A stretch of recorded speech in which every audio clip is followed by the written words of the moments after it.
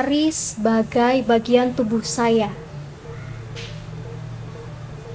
bagian dari hidup saya, keseharian saya. Halo, selamat datang di Halo Halo, tempat kita berbagi beragam cerita tentang hal-hal yang menarik yang terjadi di dunia di sekeliling kita. Hari ini kita akan ketemu dengan Kinanti Sekarahina.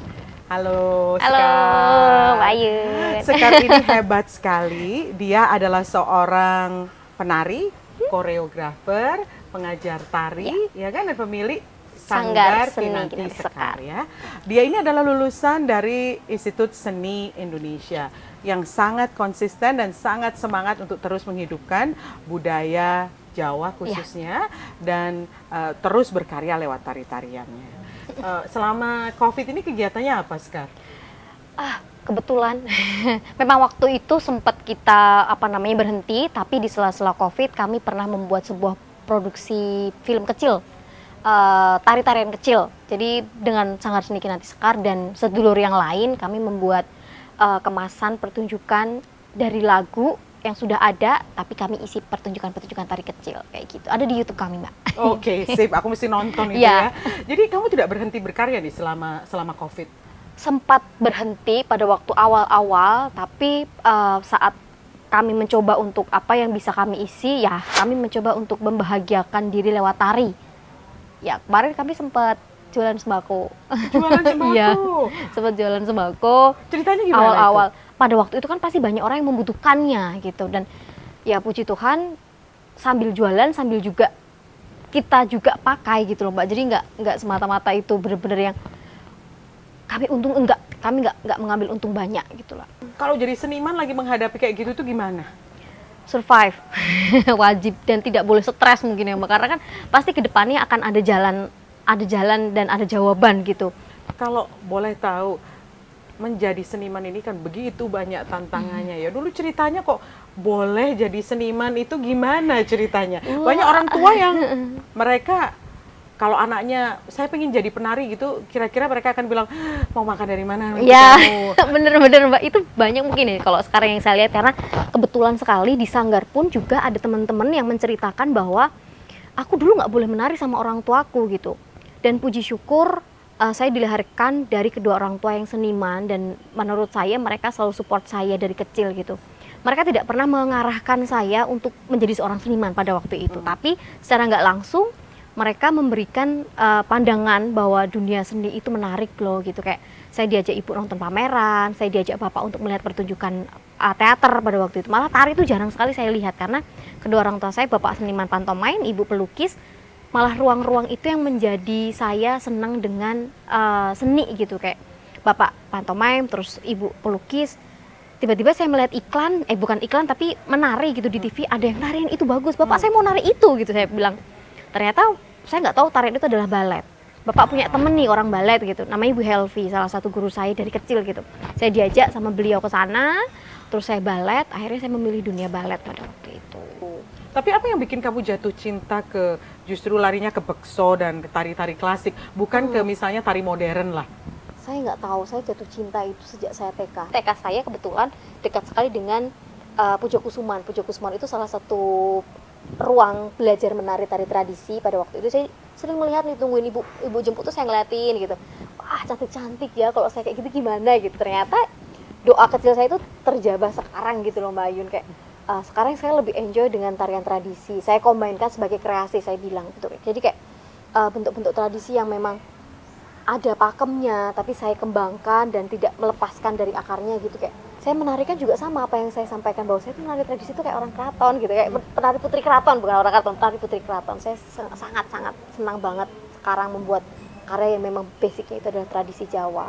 Kalau kamu lihat di antara teman-teman seumur kamu misalnya, atau mungkin yang lebih muda lagi, peminat seni tradisional seperti kamu ini masih banyak atau sekarang turun? Turun. Tapi usaha ke sana kamu lihat sudah ada? Puji Tuhan, kayak saya mendirikan Sanggar Seni Kinanti Sekar ini juga salah satunya wujud untuk saya mengingatkan teman-teman kaum muda gitu, bahwa kita punya seni budaya, kita punya tari-tarian yang itu sangat amat bagus gitu kalau untuk mereka juga bisa berlatih, tidak hanya secara ketubuhan tapi juga mereka belajar kebudayaan. Kalau ciri khasmu kalau boleh sebutkan apa sih ciri khas kamu? Oke, secara nggak langsung Sekar seneng kalau menari itu ada menyanyinya. Anak-anak, oke. apalagi kan kalau anak-anak pasti mereka senang menari sambil bernyanyi. Kalau yang dewasa itu lebih ke tarian yang kenes, cantik. Waktu kita ketemu pertama kali itu, kamu pernah bilang bahwa menari itu adalah hak setiap tubuh. Aku tuh menduga-duga artinya apa? Iya benar, karena ada banyak anak-anak sanggar yang aku nggak bisa menari. Itu kan mereka sudah menghentikan kebebasan, kemerdekaan untuk berpikir gitu kan. Berpikir itu juga perlu kemerdekaan gitu, kayak kamu jangan menghambat tiba-tiba bilang kamu nggak bisa menari. Jadi mensabotase diri sendiri. Iya gitu, kayak jangan mengerem bahwa kamu tuh punya harapan yang kamu pengen menari gitu. Ini tubuhmu loh untuk bergerak, dia punya keinginan, tapi kamu bilang aku nggak bisa gitu. Padahal dia sendiri secara nggak langsung bilang bahwa aku pengen menari gitu. Dan saya menyampaikan ke teman-teman gitu, aku tuh gendut mbak, aku tuh susah ini, yuk kita belajar bersama. Saya Jadi menyampaikan umur, bentuk tubuh, jenis Itu. kelamin Iya, itu tidak seharusnya tidak menghalangi tidak ya. menghalangi Passion kalau orang Iya. mau belajar belajar menari. menari. Buat mereka yang ingin menerjuni dunia tari, itu satu. Pesan kamu apa sih supaya berhasil seperti kalau boleh lihat sekarang. Kemudian buat orang tua, saya ingin juga pesan apa buat mereka yang mungkin anaknya pengen menekuni dunia tari gitu, yang sampai sekarang maju mundur karena mikir orang tua gue emang ngasih nggak apa ya? Oh iya. Kalau secara sekarang melihat bahwa untuk menjadi seorang seniman tari gitu konsisten, saya harus melalui tahapan-tahapan. Oh, ada ruang-ruang pertunjukan, saya harus datang ke situ, saya harus melihat, saya harus berkenalan juga dengan orang, saya harus membawa diri saya untuk dikenal juga orang. Bagaimana ya saya membuat karya, saya juga mengajar, saya juga berbagi lewat sanggar. Dan untuk pencapaian itu kan juga butuh, tidak hanya di rumah aja, tidak hanya di sini aja, saya harus keliling gitu. Maksudnya ada pertunjukan di luar pun juga saya sudah bisa mungkin ke sana gitu, melihat. Kalaupun tidak bisa ke sana ya sekarang ada media untuk yang bisa kita lihat, kita searching sebuah pertunjukan di luar negeri seperti apa. Itu yang menjadi karya-karya kita nanti akan berkembang lebih baik lagi.